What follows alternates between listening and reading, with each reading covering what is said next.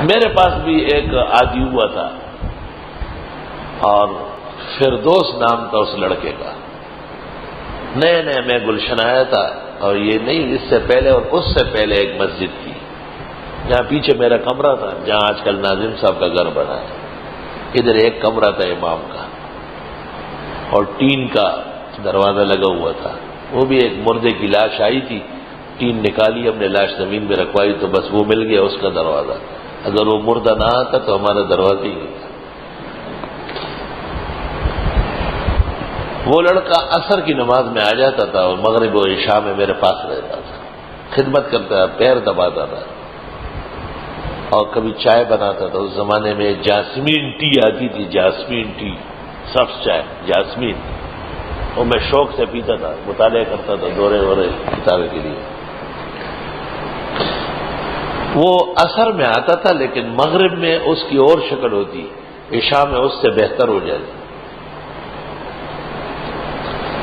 مجھے اس پہ شک ہو گیا کہ یہ کوئی اور مخلوق ہے. تو میں نے ایک دن، میں گاؤں سے آیا تو میں نے ان کو کہا کہ وہاں ایک بزرگ کے پاس میت مسائل ہے شاہ اسحاق دہلوی کی، وہ نسخہ صرف ایک ہی ہے دنیا میں، مجھے دے نہیں رہے، فوٹو اسٹیٹ کر لوں گا، مطالعہ کر لوں گا. اس نے کہا وہ گھر کہاں ہے؟ میں نے بتایا تو کہا کتنے کمرے ہیں؟ میں نے کہا 2. کون سے کمرے میں؟ میں نے بتایا کہ اس میں کون سی الماری؟ میں نے کہا دروازے کی سیدھ میں الماری ہے 3 خانوں والی، بیچ میں کتاب رکھی ہے. تو اس نے ایسا کیا تو میت مسائل سامنے آ گیا، وہ سب مسئلہ موجود ہے. آپ بزرگ طبع ہوئے وہ استطاع دیا تھا. بسم اللہ. ہم نے چکوایا، ہزاروں بانٹا. اس بزرگ جس کی گھر سے اٹھائی تھی وہ ان کو 100 نسخے بھیجے، کتاب بھی ان کی ہے اور ان کو پیش کر دی جاگیریں لے جا کے. اور نے کہا نہیں آپ کو آ دیا ہے، آپ نے اس کی اتنی قدر کی کہ آپ انسان کے جنات کو ان کی خدمت میں لگایا. میں سمجھ گیا کہ لڑکا تو باکمال ہے. ایک دفعہ میرے ساتھ ایسا بیٹھا تھا، میں نے کہا یہاں بیٹھو چائے پیو، پی رہا تھا. میں نے کہا دروازہ بند کرو. میں نے دروازہ بند کیا تو میں نے ایسا اس کو پکڑ کے جیسے کوئی کس سے پیار کرتا ہو قریب کیا چومنے کے لیے، تو وہ بالکل لڑکی بن گیا، پوری مکمل لڑکی ہو، اتنے بڑے بڑے کجل، سر میں کئی ٹیکے لگے ہوئے اور ہر چیز بالکل سامنے آئی. اور اسی کے ساتھ میرا یہ ہاتھ جو تھا یہاں سے لے کے یہاں تک پورا سن ہو گیا، کیونکہ میں عامل نہیں تھا، نقصان کا اندیشہ تھا. اب بھی نہیں ہوں، اس وقت بھی نہیں تھا. وہ اٹھ کے باہر چلا گیا، بار بار تھوکتا تھا. یہ کیا بات تھی؟ تھوکتا بہت زیادہ تھا اس وقت، ویسے نہیں. پھر میں نے کوئی عمل کیا، پھر وہ آ گیا. آئی سمجھ. اور یہ شٹرنگ کا کام کرتا تھا، ان کے والد کی شٹرنگ تھی، وہ جگہ جگہ عمارتیں بنتی ہیں، لکڑیاں لگاتے ہیں نا، اس کا نگران تھا وہ بہت بڑا. لیکن حقیقت میں وہ لڑکا نہیں تھا، وہ جنیہ تھی، پری تھی، پری. خیر میں درس میں جا کے بیٹھ گیا.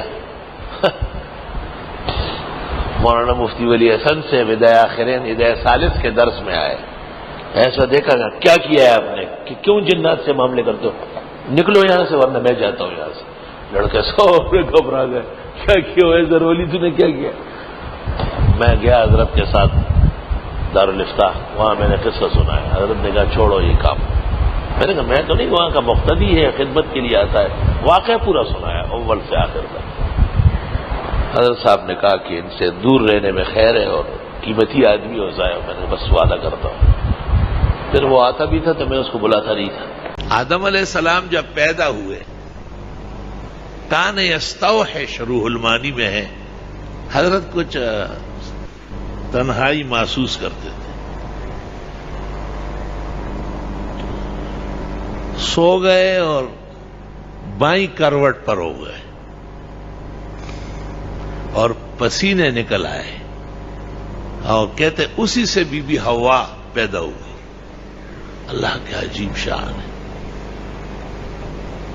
رسول اکرم صلی اللہ علیہ وسلم کہتے ہیں میں تمہیں نصیحت کرتا ہوں عورتوں کے ساتھ بہت اچھا سلوک کرو.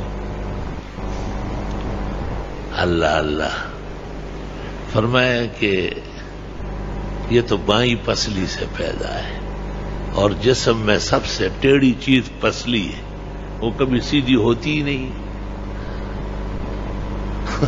10 باتیں اچھی کرے تو ایک ٹیڑھی ہو ہی جاتی ہے۔ ماں ہو یا بیوی ہو، چچی ہو یا بیٹی ہو، عورت من حیث العورت صف میں نہیں کھڑی ہو سکتی، مرد کے ساتھ نماز نہیں ہوگی، پیچھے کھڑی ہو۔ علماء نے اس سے استدلال کیا ہے کہ گاڑی میں بھی فرسٹ سیٹ پر نہ بیٹھے عورت، ہاں مجبوری پیش آئی، پرائی عورتیں ہیں وہ پیچھے بیٹھ رہی، ٹھیک ہے آپ اپنے اہلیہ کو سیٹ پر بٹھائے، لیکن معمول یہ نہیں ہوگا، معمول یہ ہے کہ آخرہن من حیث اخرہن اللہ، اللہ تعالیٰ نے ان کو پچھلی صفوں کے لیے پیدا کیا ہے، اس لیے نہ ان کے ذمہ اذان ہے، نہ ان کے ذمہ جماعت ہے، نہ ان کے ذمہ کوئی اور ذمہ داری ہے، بس اپنے گھر کو سجائے، اپنے خاوند کی خدمت کرے، اپنے بال بچوں سے محبت اور پیار کرے، عفت پاک دامنی کی زندگی گزارے۔ الرجال قوامون علی النساء، یہ منصب اللہ نے مرد کو دیا ہے، اور فرمایا ایک تو مرد کی مردانگی اللہ نے ایسی بنائی ہے کہ یہ فضیلت کا باعث ہے، وَبِمَا أَنفَقُوا مِنْ أَمْوَالِهِمْ، اور خاوند بیویوں پر خرچ کریں گے، یہ بیویاں خرچ نہیں کرے گی، نہ بیوی کے ذمہ کمانا ہے، یہ تو مغربی اثرات ہیں، فضول باتیں۔ اور عورتیں دفتروں میں آ گئی اور سیاست میں آ گئی ہے، مولاناؤں کے ساتھ بھی بیٹھی ہوئی ہے، مولانا کتنے ہموار ہو گئے، آئے دنیا بھلا ہو تیری، کیا کیا کرا دیا ہمارے لوگوں سے،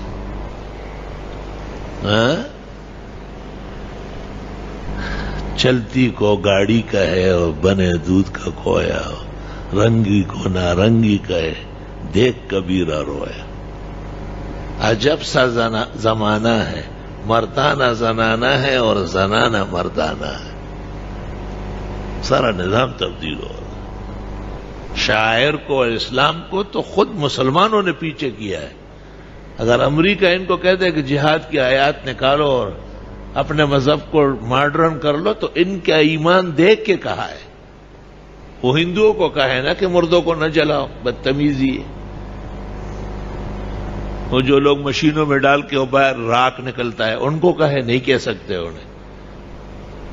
سکھوں کو کہے کہ تمہاری داڑیاں ناف تک پہنچ گئی، یہ داڑیاں یا جنگل کی گھاس ہے۔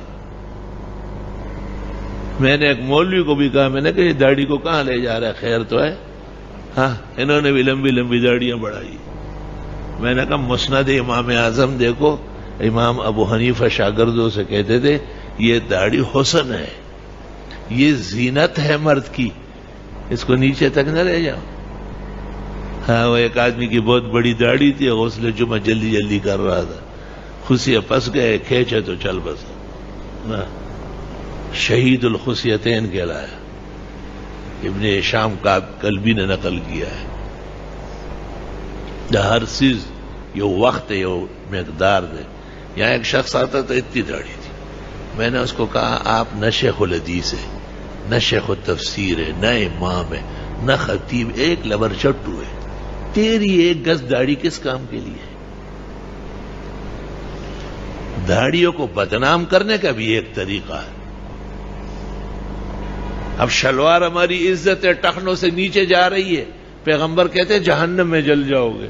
لا حق للازار فی اسفل الکعبین، کوئی ضرورت و اجازت نہیں آپ کو مرد کی حیثیت سے شلوار کے پانچے ٹخنوں سے نیچے کر۔ کتنے ناراض ہو گئے آپ۔ ترمذی شریف میں ہے کہ آپ ایک صحابی کے ساتھ بیٹھ گئے زمین پر اور ان کو کہا کہ آدھی پنڈلی تک پانچے رکھ سکتے ہو، تھوڑا سا اور نیچے کرو، تھوڑا سا اور نیچے کرو، اور ٹخنوں پہ ہاتھ رکھا، خبردار کہ یہاں تک پہنچا دی۔ وہ رونے لگا، آپ نے کہا مسئلہ یاد رکھو، رونا چھوڑو۔ مطلب یہ کہ آپ کو یہ فکر ہے کہ میں آپ کے ساتھ بیٹھ گیا زمین پر، یہ شرم نہیں ہے کہ آپ روزانہ کیوں بھولتے ہیں اس کو، اس لیے آپ نیچے بیٹھ گئے۔ ہم بیان کرتے اوہ جی لوگ چاند پہ چلے گئے ہمارے مولانا ابھی تک، سر ڈکو اور آستین صحیح کرو اور شلوار. میں نے کہا اس لیے تو تم چاند پہ نہیں گئے کہ تمہارے پانچے غلط ہیں. تم یہاں چلنے کے قابل نہیں ہو تو چاند پہ کیا جاؤ. جب آپ چاند پہ اتر جائے گے ہم بھی وہیں ہوں گے, آپ کو کہیں گے شلوار یہاں بھی صحیح کرو. بچو گے نہیں. الحمدللہ.